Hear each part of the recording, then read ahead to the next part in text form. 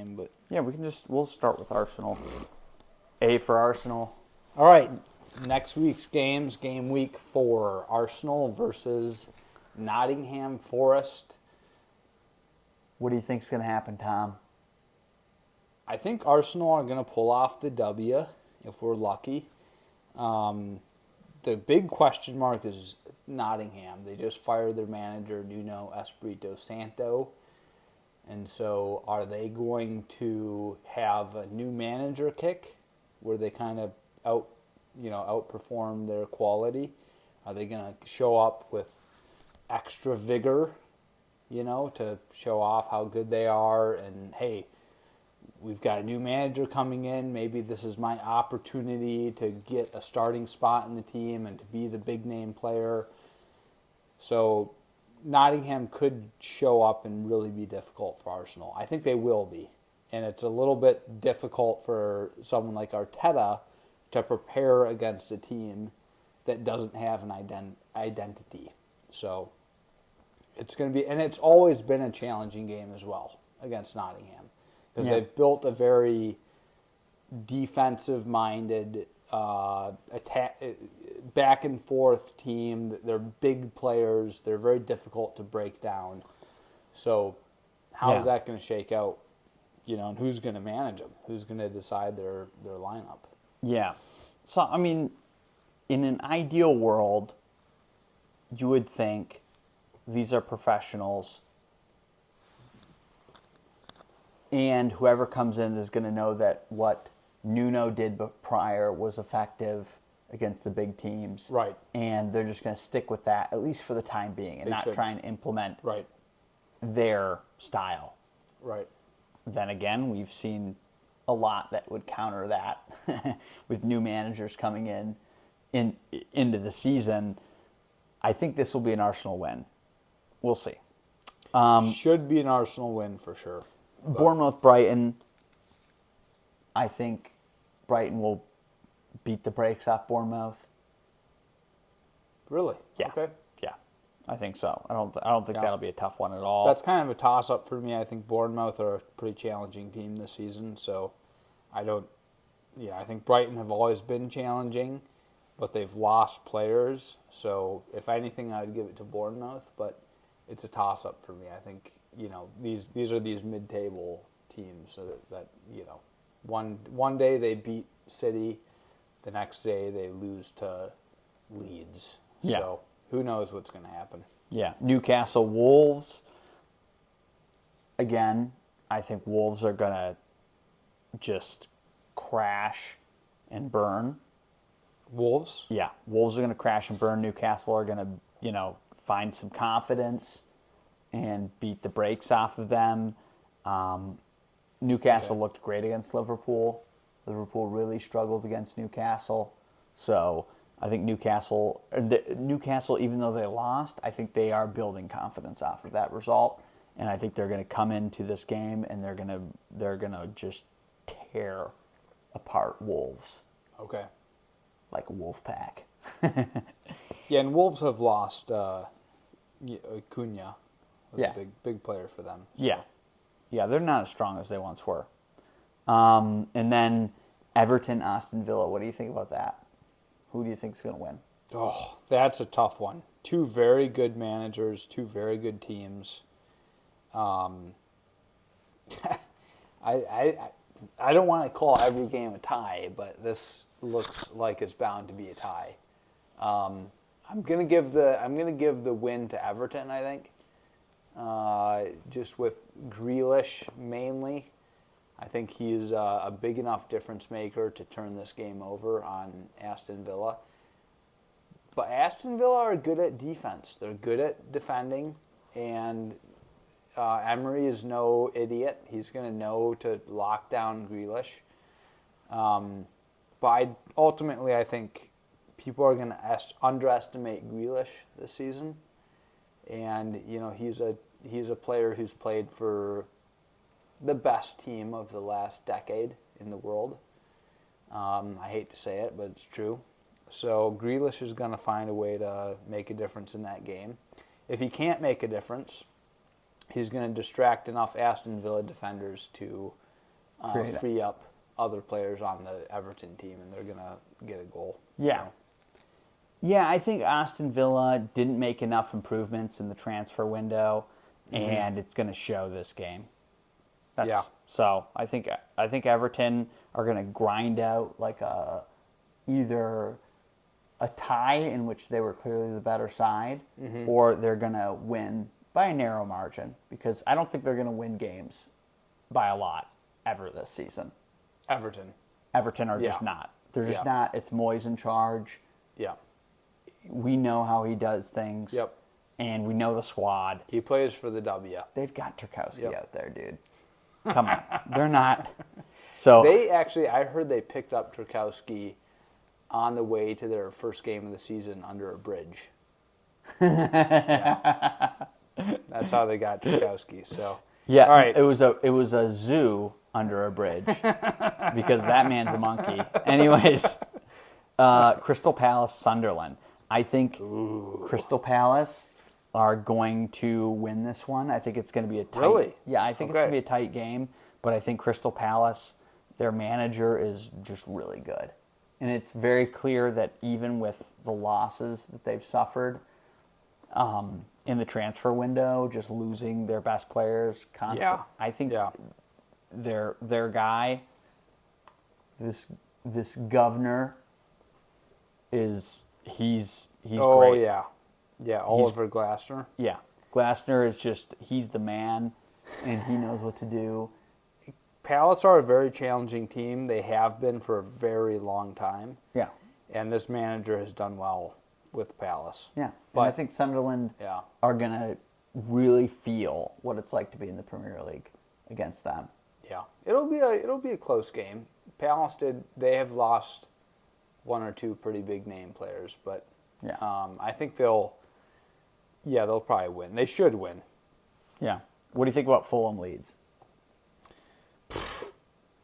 Fulham should win with the players they have. I think they've got a pretty good team, but they have not been doing super well. And Leeds, I think, have been outperforming their quality this season. We're only 3 games in, so it's hard to tell. But Fulham should win. They should get an easy W here, but you never know with these teams that just got promoted. Leeds are doing all right. They're probably feeling pretty good about the season and the excitement of being in the Premier League again. So Leeds could pull off an upset against Fulham. But we'll Really? see. I think Fulham win, but I don't think, a lot of these mid-table games, I just don't expect big point totals. I just think it's 1-0, 2-1, a lot of that going on. 1-point victories, some 0-0 ties, some 1-1 ties. Okay. So Well, Fulham here's- Leeds is a toss-up. Yeah. Fulham Leeds. Okay. West Ham Tottenham. Tottenham. Little London rivalry. Yeah. Tottenham, big victory. Yeah. Big victory for Tottenham. I think a big, kind of a statement victory. Yeah. West Ham, they're very offensive. They did very poorly at the start of the season. Last game, they had a pretty good win. I think they're feeling really confident. They're like, oh yeah, we got a chance here. This offensive game is going to work. Potter is really smart.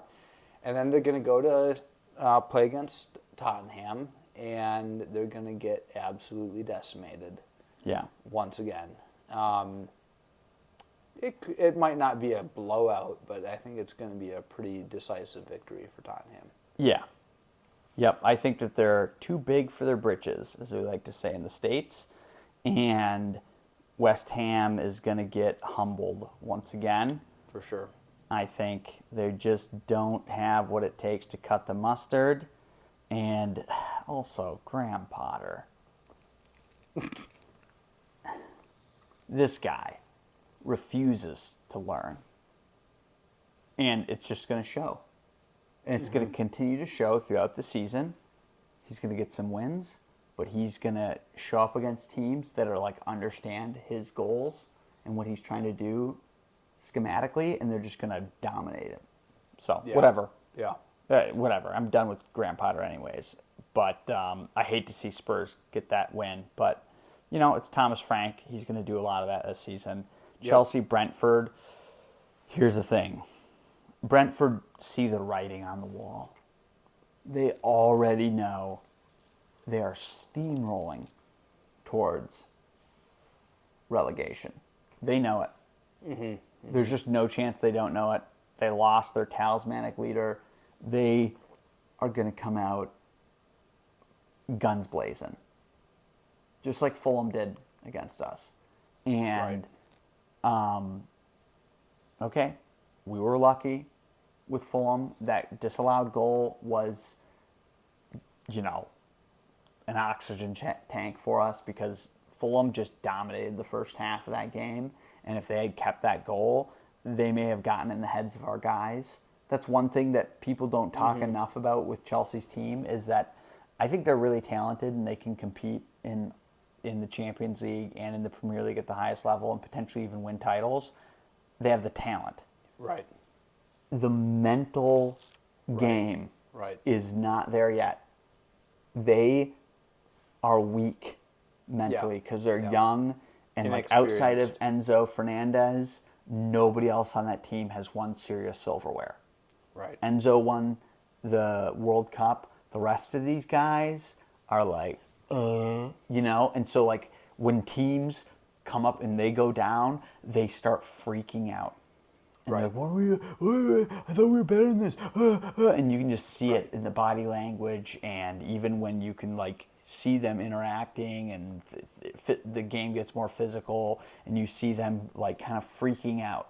So that could happen. They go down a goal against Brentford, and they're like, we should be beating them. What's going on here? They don't even have their great man. And they start freaking out, and then they could totally lose their head. Or they beat Brentford, or they go down against Brentford and come back and beat them, and they show some mental strength and fortitude, and then they keep building on that. Yeah. But it seems like this team, outside of a few players at Chelsea, they're very talented, very skillful, but mentally not resilient. Yeah. And so there's going to be a bunch of tests this season that will happen. They're going to be the Champions League. There's going to be a bunch of tests with that.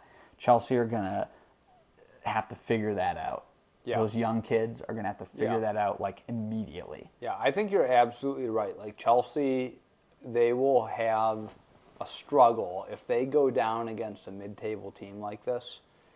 It's going to be a real game changer for these younger, inexperienced players, which Chelsea are full of. So it's a big problem. If they go down against a team like Crystal Palace, Brentford. You tied Crystal Palace. If you go down against Brentford, it's major problems at halftime. Yeah. The players are not going to know how to handle it. Yeah, they're going to freak out. So I do think you're right that there's a risk there if Brentford can pull off a lead. It's going to be a problem for Chelsea, and I think Brentford they'll have a couple, maybe 2 or 3 opportunities where they'll have maybe 10 minutes at the start of the game or, here and there, 10 minutes where they really dominate and they look like they can score. And if they can, Brentford could pull the win in. They could really shake up Chelsea. Yeah. But I do think Chelsea should win, and they will win. They should win. Overall, I think Chelsea... Yeah, and they're definitely favored. They're definitely favored. Yeah. But also, Maresca is going to come in with a very predictable tactical scheme. The only thing unpredictable about what Maresca is bringing to the table is that, he's got players that are really good. Right. But tactically, there's nothing that's going to be surprising for Brentford. Yeah, they know what to expect. And you can defend against that. We saw that with Crystal Palace. So, and then you could potentially nick a goal beyond that. Yeah. So it annoys me because, the first stint of Jose Mourinho, he hacked that code where he understood how to beat these minnows at their own game. Yeah. He Yeah. knew how to like get in their heads and out defend them and make them have to play and then get the goal and then defend against them and like just humiliate them at their own game. Right. And Right. so few managers have been willing to emulate that, and it disappoints me because it's great, you know? And he has like the record for the least amount of goals conceded in a Premier League season. Yeah. And Yeah. it's because of that style of like adhering to the opposition instead of Right. kind of being like we're gonna impose ourselves on them. It's more like why don't you just figure out a way to win the game? Right. That's what Mourinho was great at, figuring out how to win the game. He did Yep. that at Chelsea, then he did that at Inter Milan, then he did that at Real Madrid, then he did that at Chelsea again, and then he's kind of been, kind of did that at Man U, and then Yeah. he's, ever since then, he's been, struggling, but he also hasn't had the same Yeah. opportunities at the highest level with those clubs. But it just irks me because I see these games, and since Chelsea hasn't won the league since Antonio Conte, it irks me to see these coaches, especially these young coaches, come in and be like, we're going to impose ourselves on them. And we're going to show them, what good soccer is. And we're going to have entertained soccer that the crowds are going to love. The crowds just want to see you win. That's all they want. So figure out a way to win. And there is a way. There is a way. And you have the money to do it that way. But you don't want to because you're proud. And because you grew up in this generation of watching, basically, let's be honest, Pep Guardiola dominate with his tiki-taka Barcelona, stuff. And you think, we could do that too. I've got a big budget. You don't have Pep's budgets. You don't have Lionel Messi. You don't have all the things that have been afforded to him throughout his career. And so think more pragmatically, and you could dominate like he does. And Yeah. or you could be like Liverpool and the stars align. That's Yeah. what happened with Liverpool. Yeah. It's just a fact the stars aligned with Liverpool. Right. And and also Klopp is great, but The stars aligned for Liverpool, and also the money and the refs. The money given to the refs just aligned. Yeah. Perfectly for Liverpool. yeah, Not really, but okay. Burnley versus Liverpool. Liverpool are going to beat the brakes off of Burnley. They're going to dominate Burnley. I hope not. I hope Burnley is like the other scrappy teams that are relegation bound that just have, but they're not. They're going to come in a little cocky, a little hopeful, but not super confident. And then Liverpool's really going to just take away the confidence. Yeah. And totally dominate them. Yeah, my hope is that Liverpool come in overly confident after the win against Arsenal, and Burnley come in extra humble, knowing that they're playing Liverpool, and then Burnley are able to pull off a victory. But realistically, Burnley are going to come in the first 10 minutes of the game, maybe 15 or 20 minutes. They're going to give it their all. They're going to say, if we get the first goal, we could turn this team on their head. This is how all these mid-table, lower teams do. They're going to come in extra hard at the very start of the game, and they're probably going to fail to get a goal. And then Liverpool are going to get into the game, and they're going to score, and they're going to score again and again and again. If Burnley are lucky, Liverpool won't score a goal in the first 5 minutes, which is quite likely. It's most likely that Burnley will come out very offensive to get that first goal, and Liverpool will get them on a counterattack, and Salah or Ekitike or Isaac will get a goal in 5 minutes. Yeah. And then it's just going to be a 6-0 Yeah. drubbing. But Yeah. we'll see. Burnley, if they're lucky, they could pull They something did beat off. Sunderland. Then they lost to Man U, but they were a bit unlucky. But they did lose to Man U.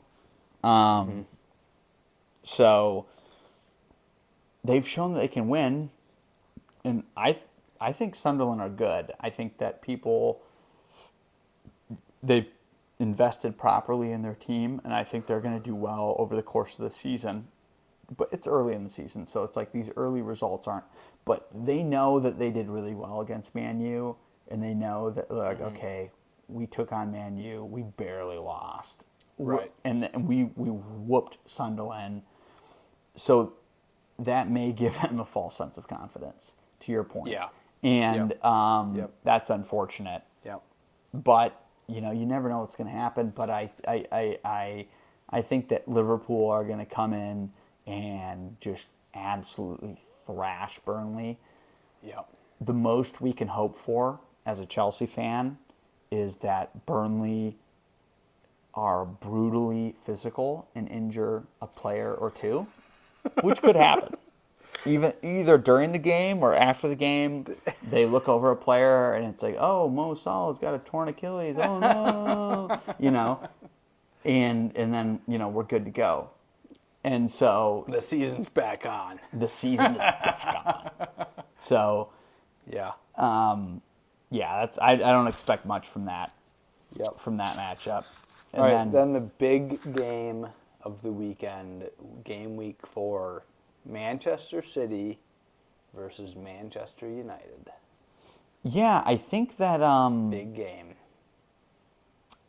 this is a huge game, and I think this will actually be a little bit interesting. Man U are coming Yeah. off a little bit of a high. Yep. Yeah. They have the worst tactics. Yeah. Especially versus Man City. They have horrible tactics Yep. and a horrible plan. But they've got some really good players, and then Man City are just have no confidence at all. Yeah. And Erling Haaland is Yep. effective, and that's very bad for Man U because it doesn't really matter what happens if the ball comes near him in and around the box. He's going to probably get a shot on goal. Mm-hmm. And then Man U also have horrible goalkeeping, so he could very well likely turn the tide for Man City. But we also know Man City are just like not the effective team that they once were. Mm-hmm. So. Yeah, I kind of think this game This is could Man- likely end in a tie. This is Man United's best chance Yes. to Yeah. get some sort of result against Man City. Yeah. Yeah. Yeah, especially this season, I think you're Yeah. right. This is their best opportunity.